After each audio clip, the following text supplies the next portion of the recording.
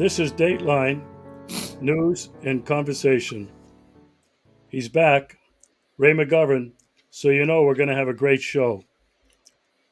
We're going to talk about a number of things. There's so much that I could talk about with Ray that I'm going to have him back over the next 2 or 3 weeks over the holidays to talk about some very important things that Ray has been discussing on other platforms. But tonight, we're going to talk about a memorandum that the Veterans Intelligence Professionals for Sanity, VIPS, sent to President Joseph Biden 11 months ago, January 26, 2023. Ray, welcome back to the show. Thank you, Regis. Glad to be with you. Okay, first of all, Ray, I think it's important for people who watch this show with you. We throw the term out, VIPS, Veterans Professionals Intelligence for Sanity. I would like first for you to explain what that is, who they are, and why for. Regis, that would be a pleasure. Can you see me okay? Oh, perfect. Pardon me for finishing my breakfast. As the war in Iraq was being planned, we could see that it was based on a bunch of falsified intelligence.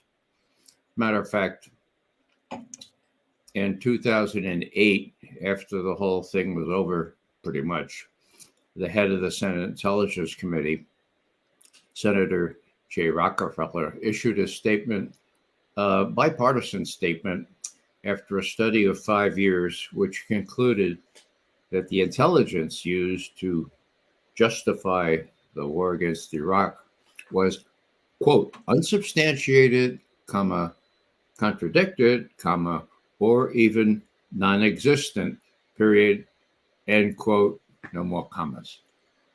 I mean, Regis, what does non-existent intelligence look like? So they made it all up, okay? And we could see that, all right? Now this was early on with emails, was this 19, what, 19, but 2002, right? And we had this way of communicating. That is, we who could see the lies and were willing to speak out about it. And we compared notes and we gave each other sanity checks, the kind we used to give each other when we were sitting at the next desk and say, hey, Bert, I think Cheney's lying through his teeth. Before I put that into an op-ed, you agree? Well, we did that by email, okay? And then finally, we formed this group in January of 2003.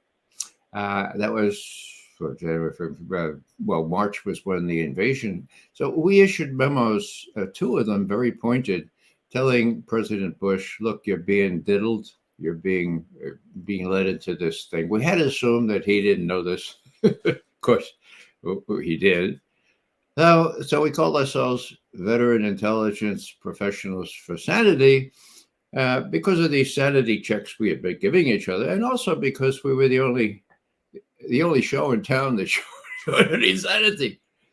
Now, there was nothing in the mainstream press reflecting what our findings were, that is, that the intelligence was unsubstantiated, contradicted, or even non-existent, as the formal Senate Intelligence Chairman said when he issued this 5-year study. But there were two journalists. Now, independently, we VIPS approached these journalists because they seemed to be interested in telling the truth. Their names are Jonathan Landay and Warren Strobel. Now, this is a tale worth telling. I'll just take another minute. They worked for Knight Ridder at the time, later became McClatchy, but they showed unusual tenacity and they got it right. We learned later that they got it right largely because some of us, including myself, were plugged into them saying, look, there's a lot of BS, okay? Now, why do I mention that? Well, they were the only ones, and their editors stood by them, and they got all kinds of accolades after the war as being the only ones in the mainstream media, okay? Now, it's a sad story. Just this past week, there were these incredibly stupid, unbelievable reports that Russia lost 87% of the military that they had before the war on Ukraine. 87%. That appeared in the Wall Street Journal. That appeared in Reuters. What was the byline in the Wall Street Journal? Oh, that was Warren Strobel. How about Reuters? Oh, that was Jonathan Landay. So what's the bottom line here? It's really sad. These are good guys. They got it right. They should be very proud. They should not to say they should rest on their laurels, but do they need the money so much that they couldn't join us and tell the truth? Well, it's a sad story, but bottom line, even the very best of the very best are susceptible to, to making a living, and it must be a pretty high shoot or a high price living to persuade their consciences to go around that way and say, for example, that the Russians lost. And it wasn't sort of marginal. This is laughable on its face. The Russians lost 87% of the troops that they had before Ukraine. Ludicrous, and yet they signed on to it. So that's the end of that particular story. But those were people that we learned later. There's one film out that Rob Reiner did, and it was called Shock and Awe. And one of us, Karen Katowski, was the main source for Strobel. And the film shows all this, of course, with actors and actresses. And at the end of it, at the first showing in Washington, Karen Katowski, one of us, comes down and she says, well, that woman that was talking to Warren Strobel and Jonathan Landay, that was me. None of us knew that. Larry Johnson's in the audience. He says, yeah, well, I was the guy that talked to Landay about this, And of course, I had lunch with Landay as well. So, this is just kind of a very sad example of what's happened to the mainstream media. Even the best of the very best are susceptible to these blandishments, and that they would sign on to such a ridiculous assertion is, a sign of the times, and I'll leave it go at that. Okay, Ray. People have got to be wondering because, you were in the CIA for 27 years. Elizabeth Murray was there for about the same amount of time. All these other people that are in the organization, VIPS, have been in either the CIA, the FBI, or intelligence services. And they realize that what the American public have been told and the American presidents have been told has been not the truth. I have to ask you this question. How, Ray, in your 27 years, did you come down? Did you come up with the intel, the intelligence on, at the time, the Soviet Union and Russia, which was your responsibility? You weren't sleuthing around in Russia. You were sitting somewhere in Washington, D.C. or Langley or someplace. How did you professionals garner this information? I'm curious. I think I know, but I think the audience would really appreciate how you veterans, intelligence professionals garnered the information that you tried to give to the president. Well, Regis, you may have forgotten that I was posted to Moscow as well. So I sat there as well as in Langley, Virginia. My whole academic career, bachelor's degree, master's degree in teaching, had to do with Russia and had to do with the Soviet Union in the beginning. And luckily, when I entered the CIA, we Russian analysts or Soviet analysts were were allowed to tell the truth. I mean, Russia was the main enemy at that time. It was a real threat strategically, and people were interested in what honest opinions were about what they were really up to. And so, unlike analysts on Latin America or other places where U.S. Interests were different, um, we were able to tell it like it is. We were able to pretty much practice what Truman wanted as he created the CIA. He said, "I want, what do you call it? I want unvarnished. I want untreated," was the word. I want untreated intelligence. Okay.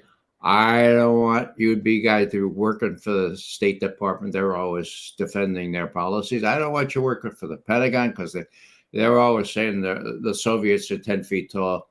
You tell me what you think, and I will give you career protection for that. You work for me.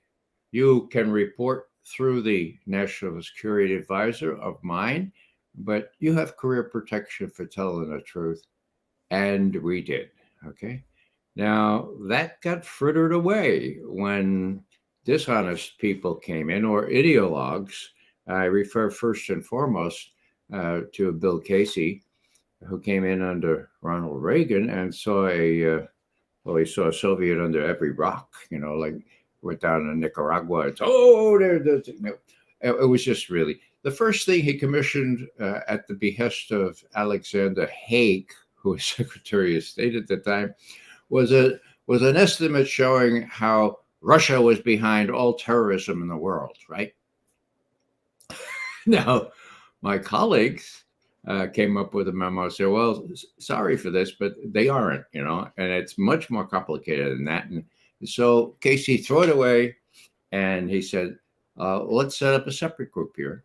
That's how you do it bureaucratically. I get a separate group, and you get the right kind of people, malleable managers to manage malleable analysts, and they'll come up and they'll say, yeah, Russia is behind all the terrorism in the world, and besides that, they try to kill the Pope. No reason, no evidence that they try to kill the Pope, but you get people to say that sort of thing. So that was Bill Casey. Now, he needed an accomplice in this, okay? And his accomplice was a guy named Bobby Gates. Now, I say Bobby Gates because sadly he worked for me. In the early 70s, when I was chief of the Soviet Foreign Policy Bridge, Gates was one of my analysts. Well, he learned who Casey was and what he stood for. And figuratively speaking, he said, hey, Mr. Casey, I've been down in Managua, and there are not just one or two Soviets under those rocks. There are hundreds of them, and they have MiGs. And, so long story short, Bobby Gates got promoted 4 levels, and he becomes chief analyst under Casey of the analytical section of the CIA. And that happens in the early 80s. And what does he do? He hires people who don't know anything about the Soviet Union. They manage the Soviet analysis, and their conclusion is Gorbachev is just a phony. He's just a clever commie. Don't believe anything he says. The Communist Party of the Soviet Union will never, ever, ever give up power without a revolution or without great violence. Well, they were wrong on their face, But what did that matter? Well, it didn't matter at all, because Bobby Gates became head of the CIA in 1991. So nothing is held accountable. These people. So one little thing here is, well, you asked, how are we able to do this? Well, one of the very small true things that Casey said when he came in was at the first cabinet meeting. This is February 1981. Okay. I know this because a good friend of mine was there. Okay. So they went around the table to the various cabinet people. And by the way, the head of intelligence should not be a member of the cabinet. Not supposed to be making policy, supposed to be informing policy so that policymakers would be able to say, well, this guy has no dog in this fight. He's telling us what he really thinks. Anyhow, so they go around to Casey and they say, well, Mr. Casey, what's your objective? And he says, well, He says, my objective is that virtually everything the United States public learns over the next couple of years will be what we tell it, or we tell is true. Okay. And then he says, and I want to have a little beef here. I just got into office here as head of the CIA. Do you know that 80% of the intelligence that they use on the Soviet Union is from open sources like broadcasts and books and articles and stuff? Did you know 80%? That just shows. So Casey was a spy master in World War II, right? And so if you're to get this from some secret agent that you're paying, it wasn't worth it. So when he learned that 80%, well, long story short, yeah, it was more than 80% then. Now it's 90%. And best of all, the information is available instantaneously. You don't have to translate Pravda and Izvestia anymore. So what's the bottom line here? Well, the bottom line is that with 90% of that information available, we veteran intelligence professionals for Sanity can pretty much tell what's going on pretty easily. Okay, every now and then you get a satellite photo or you get an intercepted conversation that helps you conclude, but it's almost always a conclusion that you're very already drawn from open sources. Finally, when people go to Langley, to the PR people there at the CIA, and they say, hey, this McGovern, yeah, this old guy. And besides, was he really the chief of the Soviet foreign policy branch? I mean, my God. And the answer is, yeah, but that was a long time ago. He's a real old guy. And besides, he doesn't have access to sensitive, confidential, classified information. So how can he know anything? Well, okay, that works with the press. The reality is that between my friends, my really well qualified, honest friends in veteran intelligence professionals for Sanity, are enough to help me make conclusions and to help others make conclusions, help VIPS itself make conclusions that would be helpful to a president who could read, to a president who could have advisors around him and say, my God, this is not what we're being told by the military. Are you sure? Are we sure that the Russians are running out of ammunition, or that they have no indigenous capability to manufacture? Are we sure about that? Let's ask these VIPS. That never happens. And that's really sorrowful because, as I think we'll be discussing now, we try to warn. We sent 5 memorandum for the president, as we used to do when we were on active duty, to Biden, okay? And 4 of them had to do with Ukraine. And so the one in January of this year, 2023, that you're referring to, was the last of several. And we laid it out for him and said, look, if your advisors are saying you're going to win this war, get rid of your advisors, get somebody in there who'll tell you a real story, like Lyndon Johnson did back in 1968. When he finally understood that Westmoreland was lying through his teeth, that Richard Helms, the head of the CIA at the time, was kowtowing to Westmoreland because, as he told us at the time, out of his own mouth, Helms, your figures on enemy, that is Viet Cong, in South Vietnam are twice Westmoreland's figures. You have persuaded all other intelligence agencies in Washington, except the Army, that yours are the correct figures. I know they're correct, but my job, says Helms, is to protect the agency. And there's no way I can protect the agency if I get involved in a pissing match with the U.S. Army at war.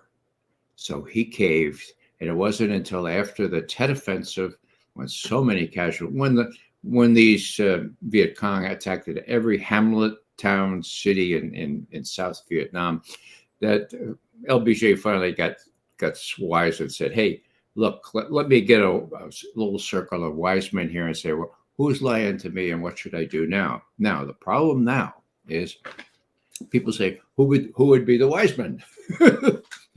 there are three wise men.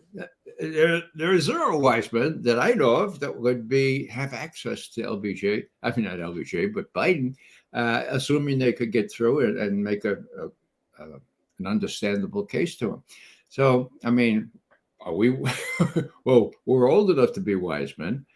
I think that VIPS, if I could say so, I have a record of wise counsel starting in Iraq, then going to Afghanistan, going to Ukraine, to this very day. And but the notion that we would be let in the White House gates is sorrowfully not operative, as we say in the intelligence community.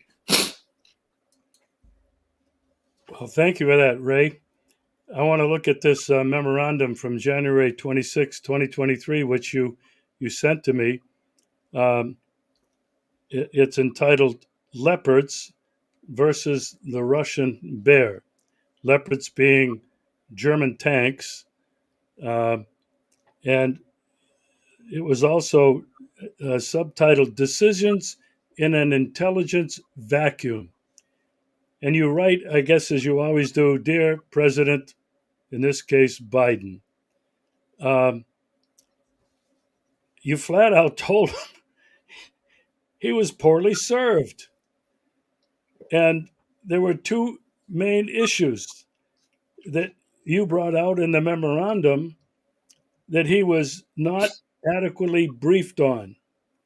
Number one was the war in Ukraine, which, when I'm sitting here in the Russian Federation, everything come out in the United States in terms of Russia's success, et cetera, et cetera, et cetera. You can turn it around 180 degrees, and there you have the truth. The second point, and I want you to address both of these, they failed to adequately brief him on the strategic partnership between Russia and China. Ray, talk to us a little bit about both of those. Well, the first one, let's start with the second one because it's easier to address. China and Russia are joined at the hip now. They have the lion's share of the rest of the world behind them, not only on Ukraine, but on things like the Middle East. And so it is almost incredible that his adolescent advisors, his acolytes, Tony Blinken and Jake Sullivan, who come from the best schools, mind you, and have really well polished shoes, don't get it. Okay. Now, the best evidence was when Biden, in something of a panic on Ukraine, with Russian forces massing on the Ukrainian border, got on the phone with Putin and said, well, let's have a summit. Let's have a summit. This will be good. I'm good on one-on-one stuff. So they had a summit on the 16th of June, 2021. And what came out of that? There wasn't much readout except for Biden himself. After the summit, he got before the cameras and he said, I told Putin, well, it's not right to say exactly what I told Putin, but he's got a real problem. He's got China on his very long border. China aspires not to be the only big economic power, but a military, political power. China is squeezing Putin. He's got that to contend with, and that's a big factor here. Now, I looked at that. I said, huh? Yeah, China was squeezing Russia, but it was a fraternal embrace, this warm embrace. And it had been going on for decades, 2 decades since Putin took power. He's a very smart guy. He knew where the equities were, and he developed this very, very close relationship with Xi Jinping, who calls Putin his best friend now, for God's sake. But here's Biden being advised that they're at each other's throats. The Russians hate the Chinese and vice versa. They're going to take advantage of each other. And that's what he told Putin. Now, I would have loved to have been in Putin's uh, office there as he turned to his advisors and said, huh? Who's telling them this stuff? Okay. So that's how bad it's been on Russia, China. They've always, the neocons who are running our foreign policy, once said, we're going to put a little wedge between Russia and China because they don't really have any common interests. Well, they do have common interests. And the common interest is defeating U.S. foreign policy. And I'm sad to say that they're achieving some success at doing that. Suffice it to say that when Kissinger and Nixon realized, and I was chief of the Soviet foreign policy branch at the time, we were able to. It was not customary for us to say, "Hey, our foreign policy is working." Usually, we were the skunk at the picnic. LBJ would say, "Well, suppose we put in 150,000 more troops in Vietnam. Would that do it?" And we'd say, "No, that's not going to do it." So we were not the skunk at the picnic. We told Kissinger and Nixon, look, the Russians and the Chinese hate each other to the point where you can take advantage of that. And Kissinger was smart enough to say, well, of course, he probably thought of it before we did. But what was happening is when Kissinger went to China and then Nixon goes to China, early 1972, January, the Russians showed all kinds of flexibility on issues as basic as access to Berlin. They came to a quadripartite agreement almost immediately. Never happened before. And we saw all kinds of signs that they were willing to deal, not only because they didn't want to get into an arms race with the U.S., but also because they didn't want China to steal a march, to get better relations with us at their expense. They had amassed 40 divisions on the Chinese border. Kissinger, Nixon, helped by Chas Freeman, said, maybe we can help them on that. Maybe they're really afraid of Russians, and they were. So in those days, there was pretty much an equilateral triangle. Now, let me see if I can do this right here. Okay. Now, China, Russia, U.S. Okay. Now, if you remember your geometry, it's an isosceles triangle with the U.S. on the short end of the stick, and the Russians and the Chinese in a relationship that they say had no end. That they will support each other, and the proof came in the pudding, Regis, in February of 2022. When Putin went up to Beijing to open the Winter Olympics, as he had said he would months before, but went to Xi Jinping and said, best friend Xi, I got a problem. The Ukrainians are killing thousands of our Russian-speaking friends in the Donbass. The U.S. is putting medium-range ballistic missile sites in Romania and Poland. The Nazis are running wild. We're going to have to invade Ukraine. I know that you guys don't like that. I know that your principal position is Westphalia, no violation of international borders, no invasion. But I just want you to understand, okay? I think we're going to have to do that sooner rather than later. This is the 4th of February, 2022, okay? Now, how did she react? I wasn't a fly on the wall, but here's my rendition of how he reacted. You mean not until after the Winter Olympics are over, right? Oh, of course. They're over on the 20th of February, right?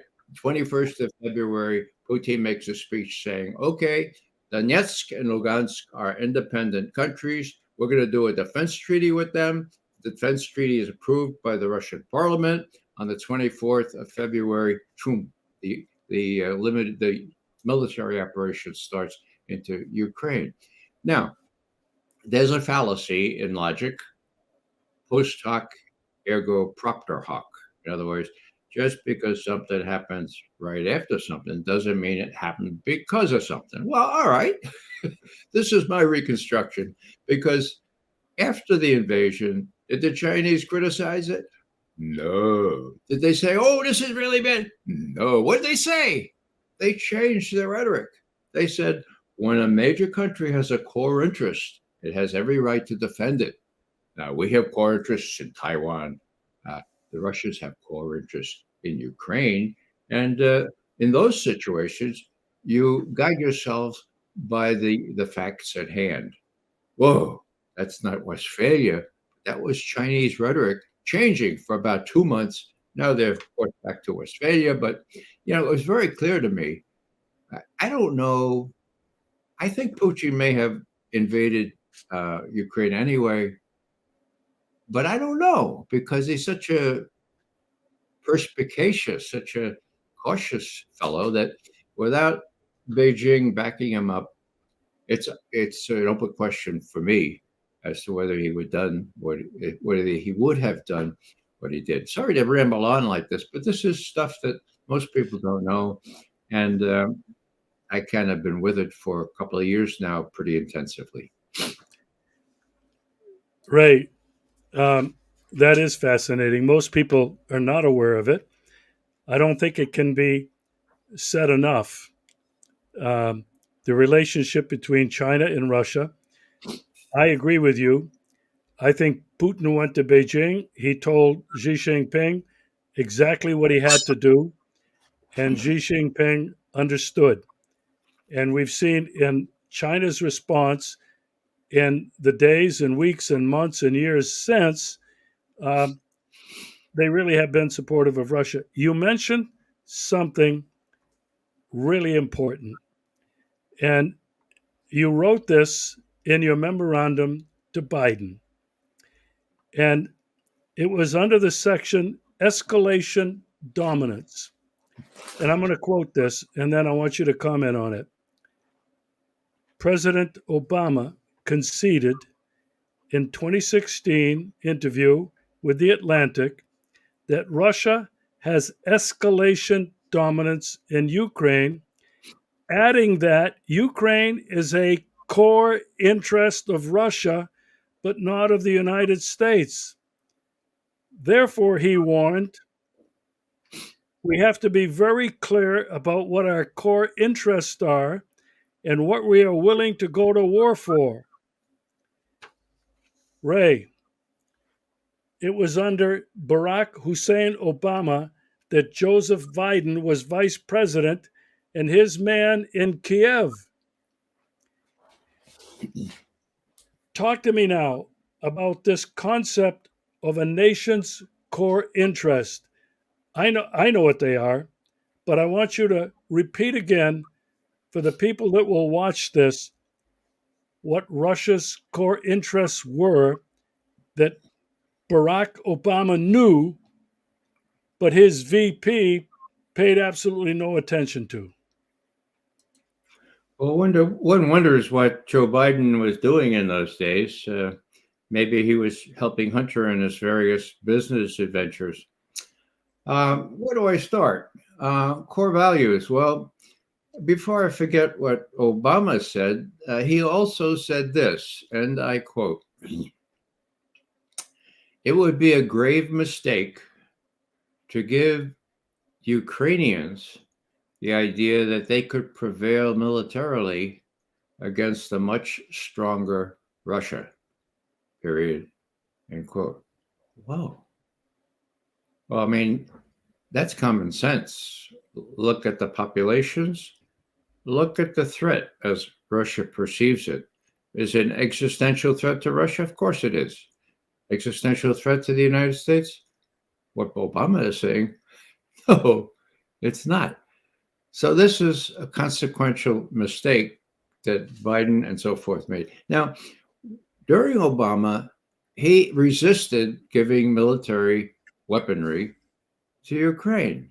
He was under great pressure from these same neocons to do precisely that. And I remember very distinctly, Angela Merkel, the Chancellor of Germany, was in Washington, right? And she's at a press conference with Obama after her visit, And someone says, Mr. President Obama, there's talk about giving weapons to Ukraine, offensive weapons. Do you think that might be possible?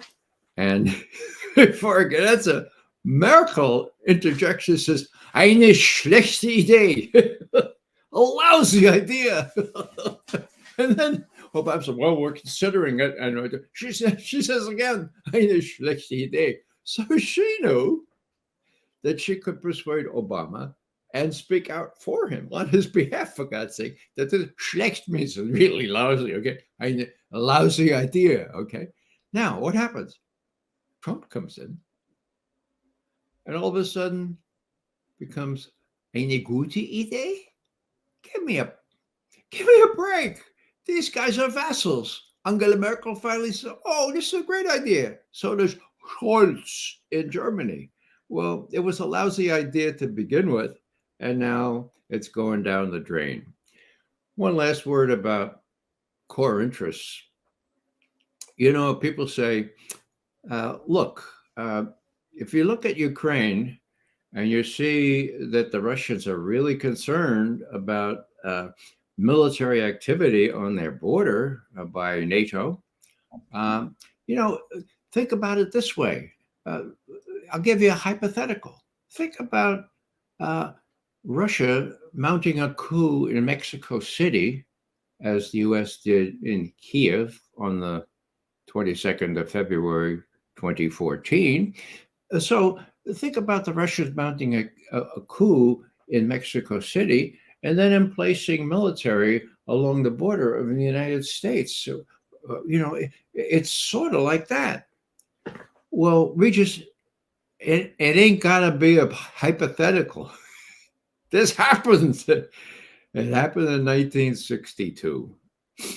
I was just called on to active duty as an Army infantry intelligence officer. I was at the U.S. Army infantry training base at Fort Benning, reporting to duty on the 3rd of November, 1962, and there were no weapons at the Army infantry training base. Good. And we inquired, we young second lieutenants said, well, we'd like to train on those new grenade launchers. They seem to be, well, there aren't any. Where are they? Well, finally, some sergeant says, well, they're all down in Key West. They're ready to go into Cuba. And we said, well, yeah, but we surmounted that problem that a couple of weeks ago. Well, they're still down there. We don't know what's going to happen. So that's how close we came. Now, what I'm saying is that for those of you who don't have this color hair, okay, in 1962, Khrushchev, the head of the Soviet Union, thought, well, maybe we'll steal a march on the United States. What would maybe, Castro would really like to be prevented from another invasion, like the one that happened in 61, the Bay of Pigs thing. He'd like to have autonomy, and he'd like not to be invaded and occupied again by the United States. And so he wants ballistic missiles. So let's give him some ballistic missiles, and man, we'll have a deterrent that against the United States using them going into Cuba. And besides, we'll have an alteration in the strategic balance. And so the military says, that'll be great. And so they're put on ships and they're delivered to Cuba. And we didn't catch them in photography until the middle of September 1962. They were in place. Some of them were armed with nuclear warheads. We didn't know that at the time. We told the president, you have to assume they are, otherwise they don't make any sense, these missiles. But we learned that later. 30 years later, yeah, they were armed and ready to go. What did Kennedy do? He said, no dice. You pull those missiles out of there, okay? He put it in, he called it a quarantine, but it was an embargo. A violation of international law? Of course a violation. He did it anyway, okay? Now, if you put this into the Ukraine context, let me warn you here, okay? Did anyone say back in 1962, wait a second, like Ukraine, Cuba's a sovereign state. They have every right to have whatever allies they want. If they want ballistic missiles, they have a right. What do you do? And besides, an embargo, you can call it quarantine if you want. It's illegal international, and you're threatening nuclear war, for God's sake, against the UN, and you're preparing to invade Cuba. Come on, you guys, you better knock it off. Nobody said that. Everybody understood that the U.S. had a core interest in preventing the U.S. preventing Russia from stealing a march on us by having these intermediate range and medium range ballistic missiles, which at that time could still reach Washington in 9 minutes, could still reach Savannah and Newport News, where we have all those naval bases, in about 5 minutes. Okay, that was back then, 62. Okay, so what did Kennedy do? He did the right thing. He had core interests, and the blessing was that he had a dialogue going with Khrushchev. They had a hotline kind of arrangement. It was teletype, for God's sake. But it worked. And thank God it worked, because they talked about this. And Khrushchev finally said, okay, nothing ventured, nothing gained. Can we not get anything out of this? I'm a little embarrassed. And Bobby Kennedy told Dobrynin, the Soviet ambassador, look, we're going to pull some of those missiles we have in Turkey out, but that's not that part of the deal is secret until we do that, okay? And the Russians said, okay. And so Khrushchev pulled the missiles out, took them home, and told his military, well, look, I made a deal. The U.S. is going to pull out their medium-range ballistic missiles there from Turkey. So what am I saying here? I'm saying that you don't have to do a hypothetical here. That's what the United States did when a major power is threatened and has its core interests involved here. It's going to do what it needs to do to protect itself. Now, what's the rest of the story? The rest of the story is that there are medium or intermediate range capable missile installations as we speak in Romania and in Poland. Nobody mentions much of this stuff, but they are in capsules with caps on the capsules. Okay, so you can't tell what's in there. They could be cruise missiles, slower but deadly. They could be ballistic missiles, which would take, a generic ballistic missile would take about 9 minutes to Moscow from Romania or from Poland. Or, as Putin himself warned on the 21st of December, 2021, speaking before his four-star military and defense minister, he said, look, the U.S. is going to get offensive strike missiles. They're going to get hypersonic missiles, okay? And when they get them, they can easily put them in these canisters, okay? We will now, they could do it in 3 hours during the night, and they can put a disk in their computers and change the program and hit Moscow 5 minutes. Got that, folks? 5 minutes, okay? Romania, Poland. Now, what happened? This is really interesting, and nobody knows about it. That was the 21st of December, 2021. The Russians had already tabled or offered a treaty to U.S. and to NATO to come to an agreement, Ukrainian neutrality, pretty much, and no emplacement of such weaponry near Russia. So what happens? The 21st, Putin makes this speech.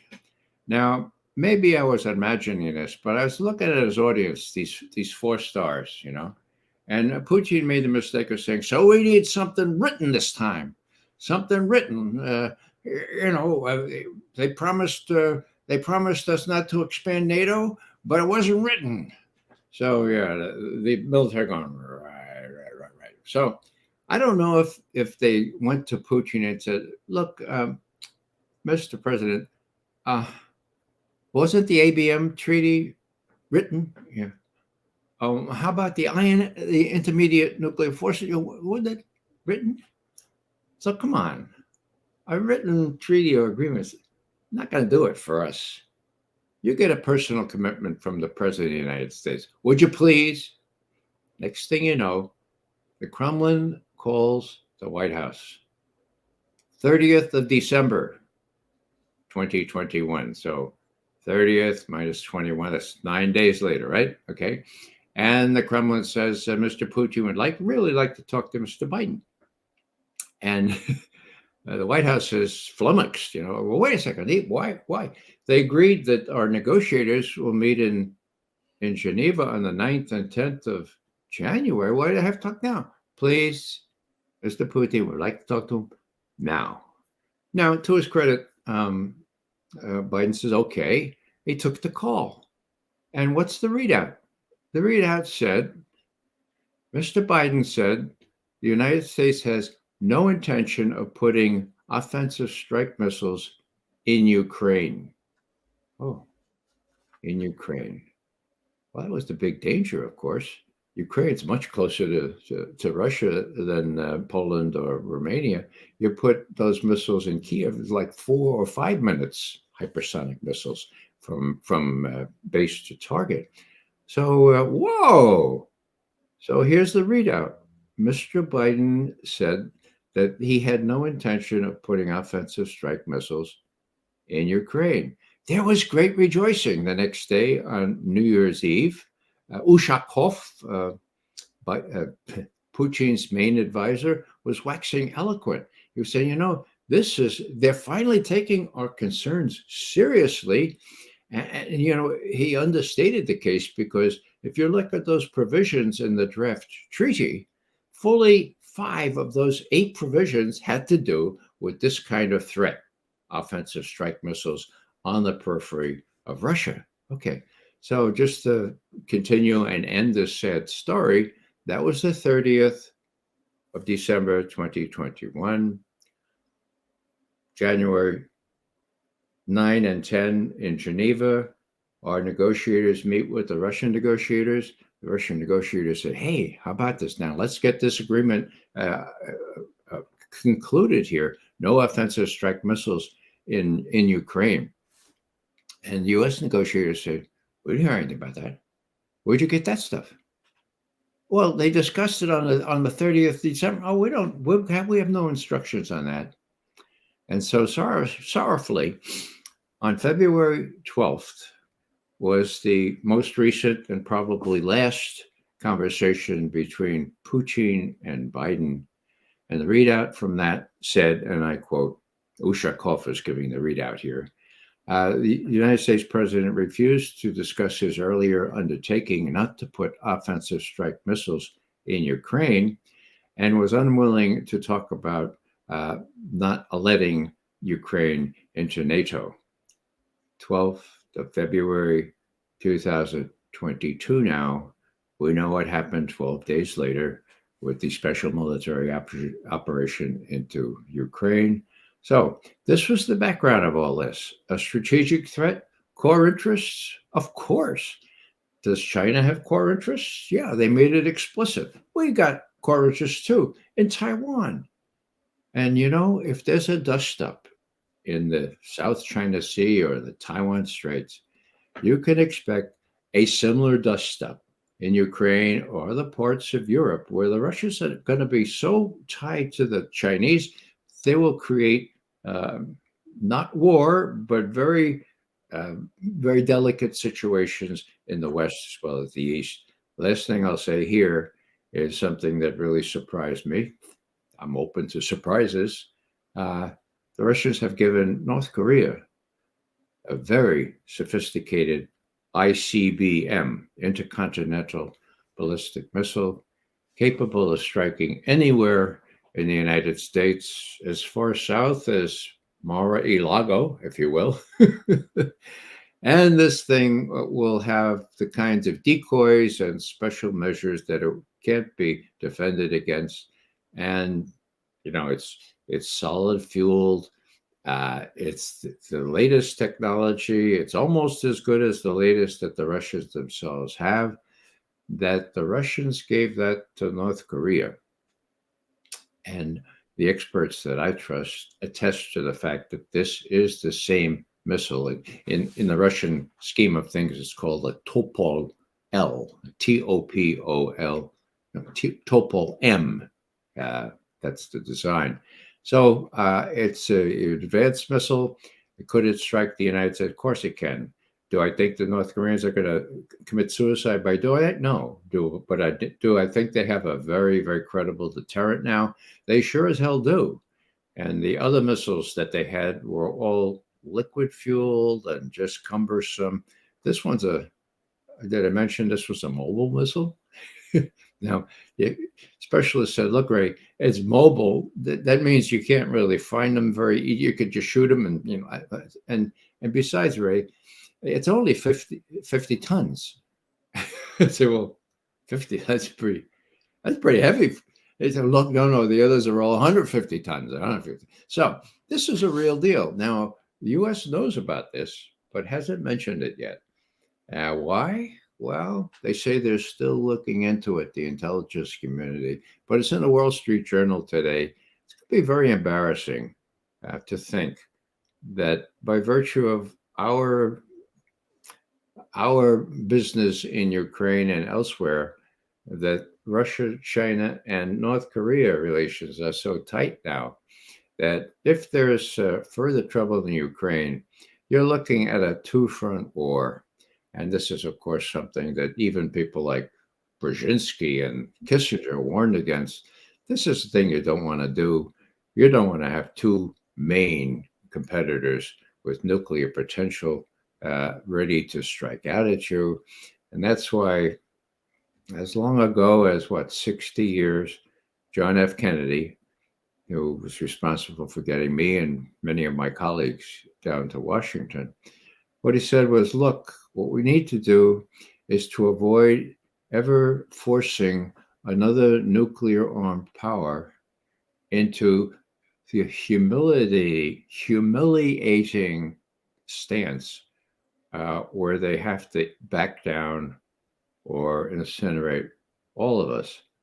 Now, Kennedy saw that in 1963, okay? 63. It was June 63 when he said that speech at American University. And it's true now, too. So with Ukraine, this is the first time, and maybe this is the bottom line here, the first time that a nuclear armed power, the United States, NATO, has challenged Russia into a decision between a humiliating retreat, humiliating give in, or nuclear war, and vice versa. The U.S. will have to face up to that. And, this is consequential because it's an election year, folks, okay? And I'll not elaborate on this, but if you look at the news coming out of Washington and New York and so forth, Trump's in trouble, but Biden's in just as much trouble with favorite son Hunter. They've got the goods on him. There's a likelihood that Biden might even be impeached. Now, if he loses the war in Ukraine, okay, he's going to lose the election. If he loses the election, that redheaded guy, if he comes in again to be our president, he's a pretty vengeful guy, He's going to have the goods to put these guys in prison. And not only Hunter, but Daddy. Not only Daddy, but Sullivan, responsible for not for Watergate, but for Russiagate, okay, which debilitated the whole 4 years of the Trump administration, and Tony Blinken, who arranged for the former CIA director to have 50 former intelligence directors say that Hunter's laptop bore all the earmarks of a Russian intelligence disinformation operation. When did he get them to say that? Just days before the last debate between Trump and Biden. What did Trump do? Well, unwise to the ways of Washington, he said, Joe Biden, what about that laptop which shows that you had taken bribes and all that kind of stuff together with his son? Oh, says Joe.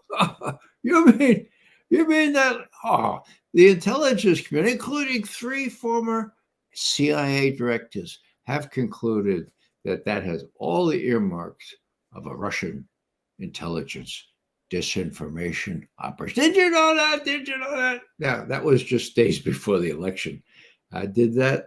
Was that interference in the election? It sure as hell was. Okay. Did it change the result? I don't know. How can you tell that? But it certainly had some sort of effect on the election. So that's what I'm saying is Trump knows that chapter and verse. So he comes in, if he comes in, and I'm not wishing this on anyone, please understand that, okay? I think he's got a competitor now in Biden for the very worst president the United States has ever had, in my view, okay? But if he comes in, that's what Joe Biden should fully expect if he's compass mentis enough to expect that. What does that mean? Well, in a strategic sense, Sullivan and Blinken, wet behind the ears as they are, might say to Biden, look, Mr. President, Austin, Secretary of Defense, had talked with his generals. They have these little mini nukes, these little things. They're only about 1/10 the size of Hiroshima. And we could stop. We could teach the Russians a lesson in Ukraine. We just exploded one of these little things, okay? Now, do I think that's likely? I don't know. I think probably it's unlikely, but these guys have done crazy things before. And given the personal stakes involved, like staying out of prison in an year or two, I wouldn't rule it out. And just to hear myself say that it puts a little chills up the back of my spine, because I've been around a long time. And I have to tell you that never before have I seen us so close to a temptation to use nuclear weapons rather than to suffer, as John Kennedy said, a humiliating defeat. Well, Ray, that's exactly where I think we are today. I've been concerned about that eventuality. Rather than admit defeat or go to jail, will those crazed neocons, whatever you want to call them in Washington, recognizing they have lost this battle for control of the planet, take the whole world down with them in a nuclear Armageddon? Ray, what you've brought out, and what I think is really important, is for some time now, the presidents of the United States have not listened to and not received the wise, informed guidance of the CIA and intelligence communities. These are not spies. They're not the undercover, covert people creating assassinations and coups around the world. They're people like yourself who analyze information, who communicate with one another to try to verify that what they're receiving and understanding is in fact real and it's not getting to the president. You wrote in the memorandum, and I don't know how any American who's paying attention can ever forget the time during the Bush administration in the war in Iraq. Cheney and, my goodness, Colin Powell, once respected, went before the United Nations and lied about the information that they said they had, not listening to the intelligence professionals. Ray, I can't thank you enough for this very insightful view on where we are today and how risky the situation is because the people in power are not listening to the intelligence, to the reality that's being put before them, and therefore risking the unthinkable. Ray, got to have you back really quick to continue this discussion. Well, I want to say on a happier note, Regis, Merry Christmas. Let's keep hope alive here. I think one way or another we'll manage ourselves, manage to get out of this thing. Don't ask me how, but hope springs eternal. And I guess I would quote my good friend Julian Assange, who apparently they're nearing a decision in the British court as to whether to extradite him to the United States. He said, and I'd ask everyone to remember this, because it has to do with our spreading truth around, which you do so well, Regis, and which we try to do. Julian said, if wars can be started with lies, they can be ended with truth. And so let's spread these truths around. Let's get our people sensitized to how they're being diddled, and hopefully we can prevent further violence. Thanks for having me on.